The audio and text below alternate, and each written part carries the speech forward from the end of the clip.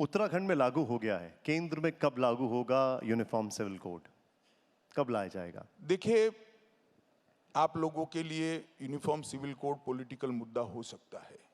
ये बहुत बड़ा सामाजिक सुधार है। ये लोकतंत्र की बेसिक मांग है कि देश के अंदर किसी भी धर्म के आधार पर कानून नहीं होनी चाहिए। देश के कानून आज की परिस्थिति से अनुकूल और जनता के हित में होना चाहिए।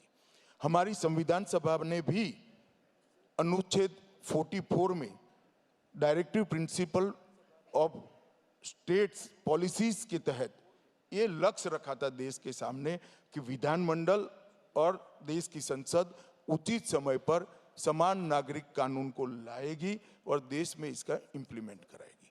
भारतीय जनता पार्टी की जब से स्थापना हुई तब से हम कहते थे कि इस देश में 370 हटाएंगे, इस देश में समान नागरिक कानून लाएंगे, इस देश में 3 तलाक को हम समाप्त कर देंगे।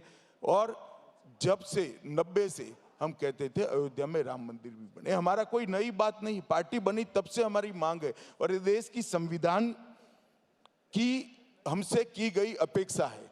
संविधान सभा में कौन था?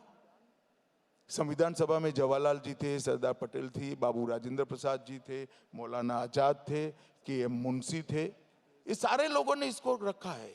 मुझे तो मालूम नहीं पड़ता कांग्रेस पार्टी को क्या हो गया है। कम से कम अपने नाना की बात को तो याद रखो, ये भी भूल जाते हैं।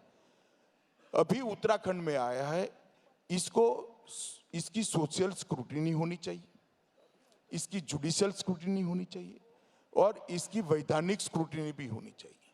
ये बहुत बड़ा रिफॉर्म है। यूसीसी जो उत्तराखंड सरकार लाई है, इसकी ये तीनों स्क्रूटिनी चुनाव है तब तक हो जाएगा। तो चुनाव के बाद सभी राज्य भी विचार करेंगे और बाकी लोग भी विचार करेंगे और पूरे